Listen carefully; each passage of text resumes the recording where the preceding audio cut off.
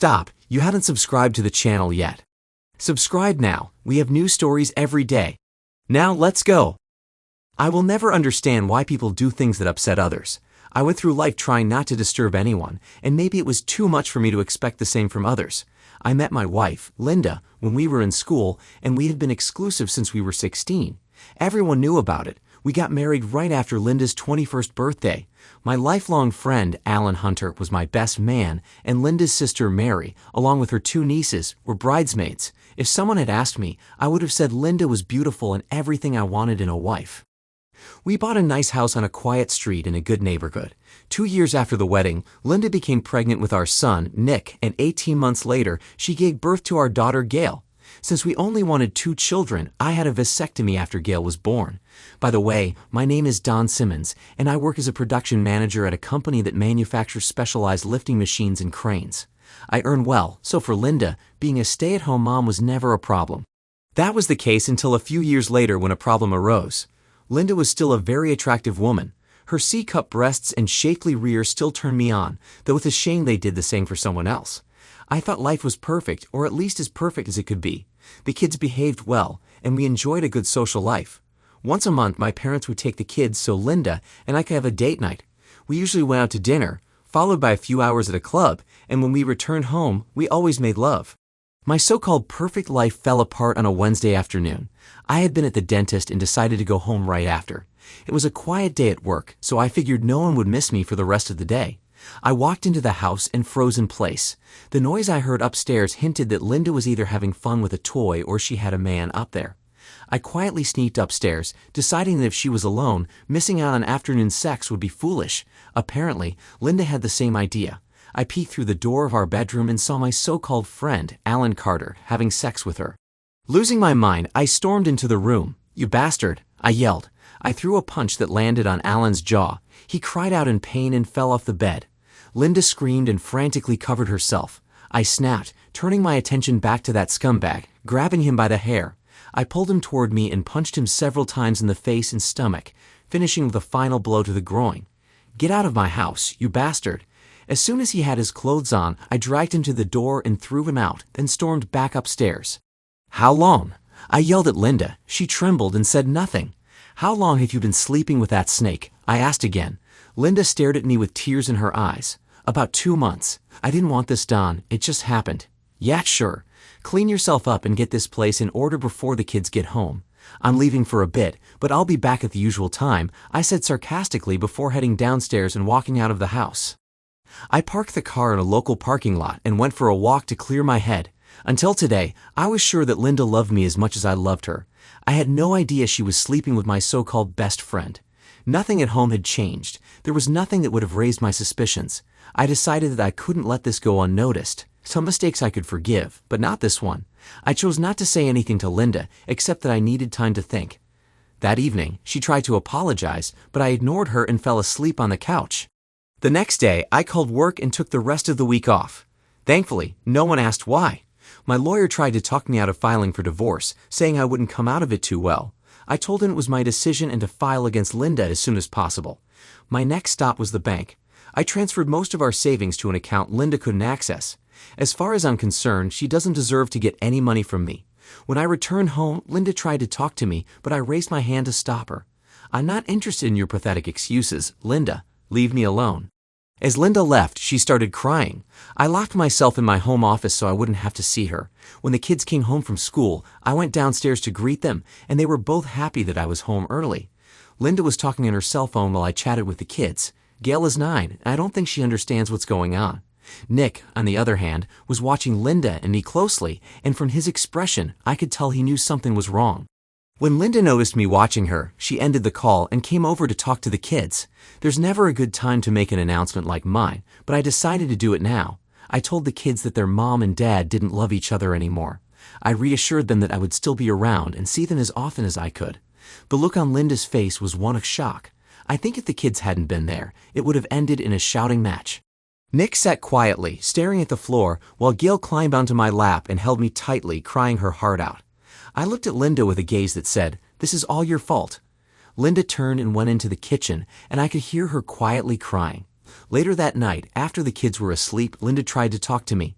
Please, Don, can we discuss this? No, we can't, I replied before heading to my home office. I spent the entire night sleeping in my office chair just to avoid listening to Linda's whining. The next morning, when Linda took the kids to school, she said she was going to her parents' house, but I didn't care since I was planning to find a new place to live. Luckily, there was an apartment about a mile from home, so I rented it and returned to start packing my things. By the time Linda came back from her parents' house, I had already packed almost all my clothes. So, you're leaving? Yes, I told you I'm leaving, and nothing you can say or do will change my decision. Would it help if Alan talked to you and apologized? No, it wouldn't help. In fact, you can tell that Dan Snake to stay far away from me. If I see him again, I'll most likely finish what I started the other day. Linda turned away and started crying, to hell with her tears. It was her fault anyway.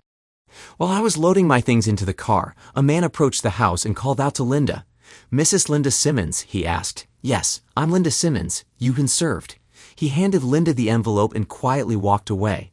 "Please, Don, please don't do this to our family." "I'm not the one who did this to our family, Linda. You did." I got into the car and drove away, leaving Linda in tears at the door. I filed for divorce, citing adultery. Linda asked me to change the grounds to irreconcilable differences, but I refused to even consider it. At the very least, people should know who was in the wrong. Linda signed the papers, but the divorce process was slow, very slow. On the first weekend I had the kids over, Nick asked if I would ever come back home. "No, I'm sorry, son, but I won't," I replied, holding back tears. Over the next few months, the kids stayed with me every other weekend and a few days during school breaks. The divorce became final, and Linda didn't get any of our savings, though she didn't have the last laugh. My lawyer had warned me I wouldn't come out of this situation unscathed. He should have said financially unscathed. In the end, I was paying half the mortgage and child support. I didn't mind the latter, but it infuriated me that I had to pay spousal support to Linda. She would receive alimony for 5 years or until she remarried. One weekend, I found out from the kids that Alan had moved into the house, which didn't really surprise me. What made me furious was that Linda had told them they should call him Dad. There was no way I would tolerate that. On Sunday, I dropped the kids off and asked Linda if we could talk. We stepped into the garden so the kids wouldn't hear us, while Alan sat on the terrace, smoking a cigar. "The kids told me that you're telling them they should call that snake Dad. Is that true?" "Yes, I decided they need a father figure around, and since Alan is here and you're not, they can call him Dad. Like hell they can. They are my children, and I won't let them call that scumbag Dad." Alan stood up as if he was about to start something. "Sit down, idiot. Unless you want to get another beating," I warned. Linda just stared at me, her arms crossed in front of her. "I'm serious, Linda. You should not let the kids call that creature Dad. I'll agree to them calling him Uncle Alan, but nothing more. When they're old enough, they can call him any damn name they want. And just to put things in perspective, now that you and that bastard are living here, I'm reducing my mortgage payments by 1/3. He can cover the difference." I left them both in stunned silence. After that conversation, things between Linda and me got so bad that I stopped entering the house when picking up or dropping off the kids on weekends. Work started going well, and I got a promotion with a substantial salary increase. I didn't tell Linda or the kids, fearing she might demand more money. As it turned out, I needn't have worried. The next time I picked up the kids, Linda asked if she could talk to me. Reluctantly, I agreed, and we ended up in the garden again. "Don, I thought you should know. Alan asked me to marry him." I didn't respond. I just shrugged and walked away, smiling. Those idiots clearly forgot that if Linda got married, my spousal support payments would stop. The Monday after their wedding, I canceled the direct deposit. When Linda asked where her money was that month, I replied, "You got married, Linda," which released me from the obligation to make monthly payments. I hung up the phone smiling. Just before I did, I heard Linda mutter the word, "Dan." In a way, I was still angry, as I was still paying 1/3 of the mortgage, though I had agreed to it so the kids would have a roof over their heads. Thanks to the raise and the money I saved by not paying Linda, I got a mortgage and bought myself a house. The kids liked the house, even though it needed a lot of work. Nick was 14 and fully understood why Linda and I divorced. I think Gail knew too, but she didn't talk about it. With the kids' help, I tackled the garden. The grass in the backyard was so tall, I half expected to find an undiscovered tribe camping in it. The kids had their own rooms, and I let them choose the colors, within reason of course. One day, Linda asked if I could take the kids for the following weekend too, as she and Alan apparently needed some alone time. I politely declined, telling her I had plans for the weekend. In reality, I had no plans, but I wasn't about to help her out. My new neighbors welcomed me warmly, and my kids made friends with 2 children from the house next door. The only person living alone on the street was a 60-year-old widow. I wasn't looking to meet anyone since my focus was on the kids. But everything changed when my neighbor Nicola introduced me to her sister Judy. I was surprised that Judy had never been married, especially considering how beautiful she was. Judy was about 5'4", with a medium build and curves in all the right places. That's how I would describe her. After a few dates, I introduced Judy to my kids. I'm not sure if Judy was nervous, but I'm certain she was. They all got along so well that by the end of the evening, we were acting like a regular family. Gail really took a liking to Judy, asking her for advice several times. I found out why a few weeks later when I was driving them home. Linda and Alan weren't getting along. I guess marriage is different from casual sex. Linda had started drinking heavily at home, while Alan spent most evenings out at pubs and bars. Things got so bad that one evening, Gail called and asked if I could come over and help. Linda was drunk and in bad shape. I helped Gail get Linda upstairs. Gail undressed her mother and put her to bed. Alan was nowhere to be seen the whole time. The three of us had just sat down when there was a knock at the door. I opened it and saw 2 police officers. "How can I help you, officers? We're looking for Mrs. Carter." "Sorry, she's upstairs in bed. I doubt I'll be able to wake her tonight. I'm her ex-husband. Is there anything I can help with?" I spent a few minutes explaining why I was there, and the kids confirmed my story. The officers then gave me the bad news. Mr. Alan Carter was killed this evening. He crashed his car into a tree, and I'm afraid he died instantly. I assured the officers that I would stay and tell my ex-wife when she woke up in the morning. The kids were quiet, but neither of them cried when the officers told us about Alan. "This is going to destroy Mom," Nick said, looking at Gail. She nodded in agreement. I told them to go to bed and that we would deal with it in the morning. As much as I despised Alan for what he had done, I didn't want to be the one to tell Linda about his death.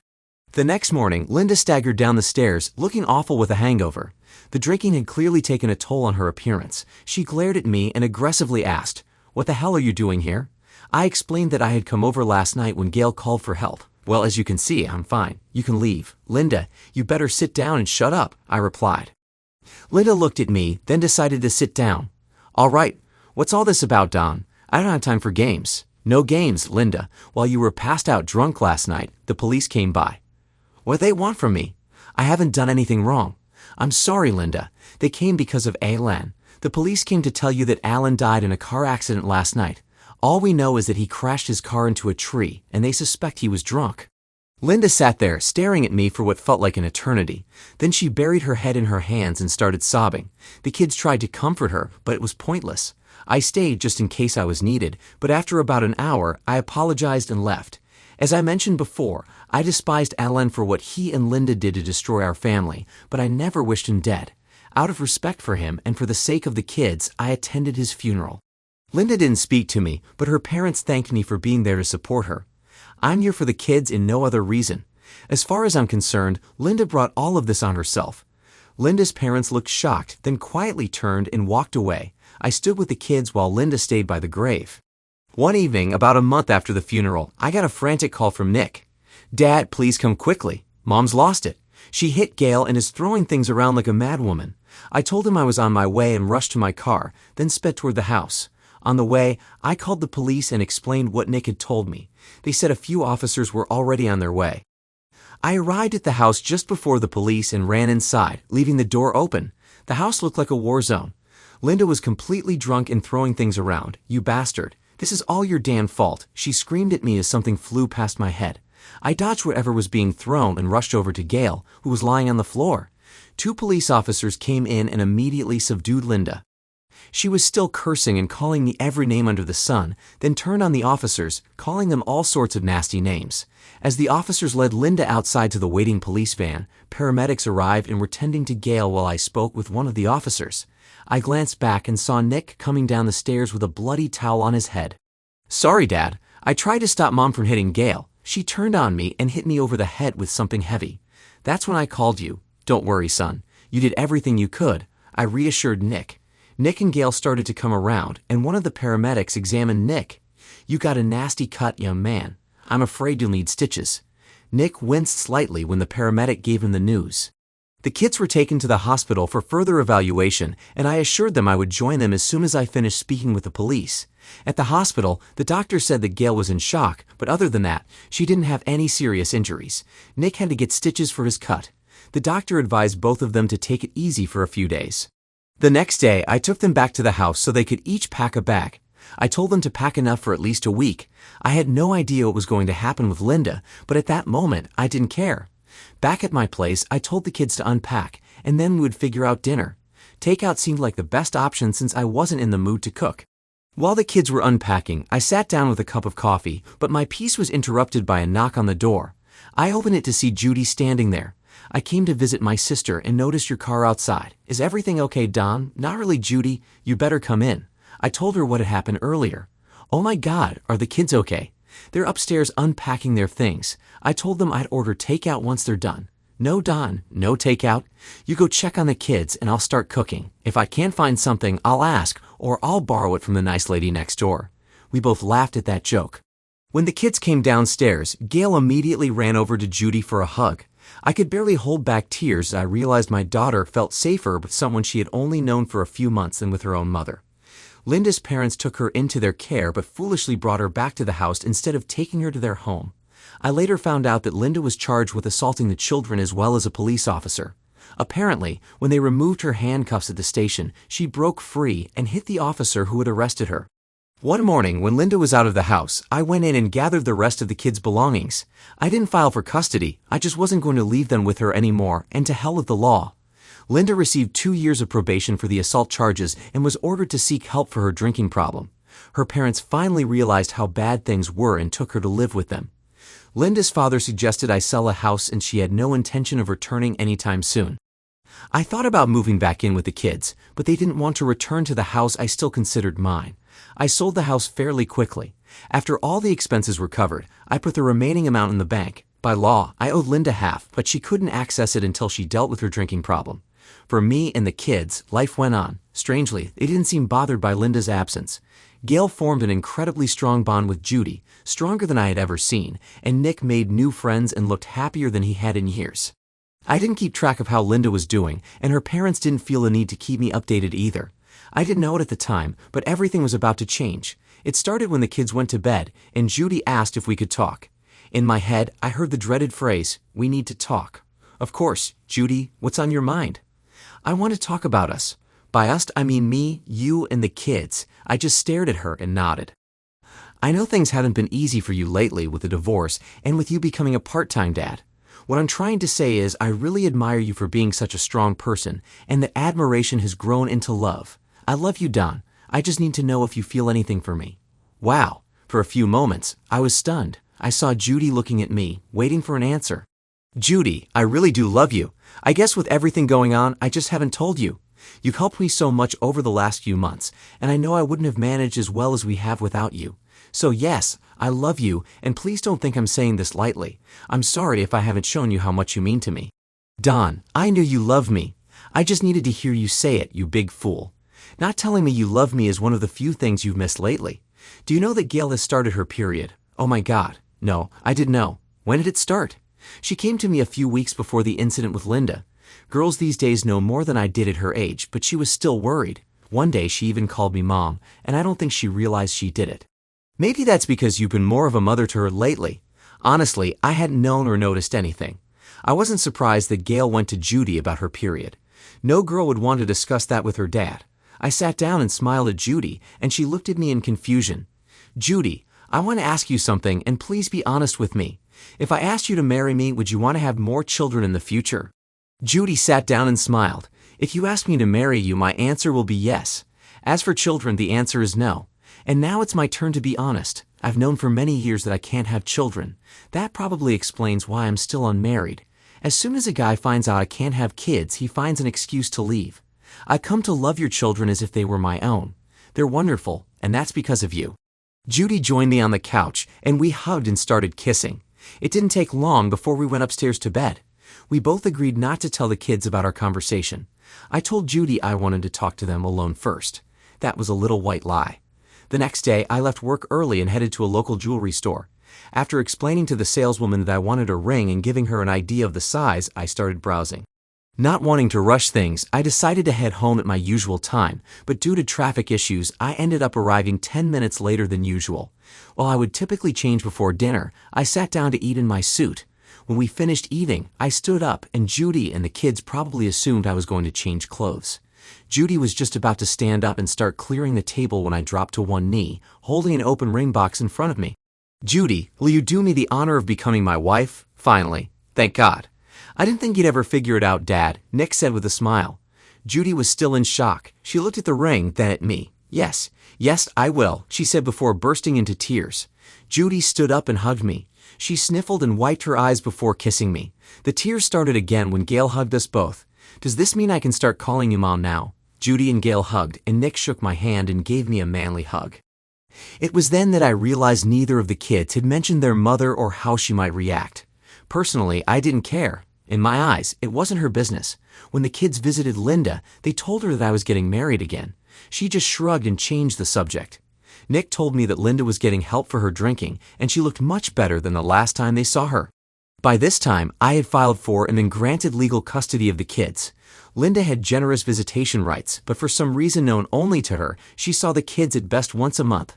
After making sure Linda was no longer drinking, I wrote her a check for half of the house sale. She thanked me and didn't say much else. Her father thanked me for giving her the money, saying they hoped she would use it to start a new life. Shortly after Judy and I got married, the kids went to visit Linda, but they came back saying she wasn't there, and her parents had no idea where she was. Judy said Linda was probably starting a new life and would get in touch once she settled, but that never happened. One evening, Linda's father called and said he had bad news. We sat down as he explained that Linda had left and moved in with a guy she met in rehab. It turned out the guy was using drugs. According to the police, Linda and this man, James, died from a drug overdose. He had started using again, and Linda got hooked too. After Linda's funeral, the kids never mentioned her again, at least not in my presence. Gail treated Judy as her mother, and Nick started calling her Mom after we got married. As I watched Judy interact with the kids, I couldn't help but think about how Linda had ruined her life and then completely destroyed it by getting into drugs and ending it all. Thanks to everyone who took the time to listen to today's stories. If you enjoyed it, please consider liking and subscribing if you haven't already. Feel free to share your thoughts on the events in the comments below. Take care.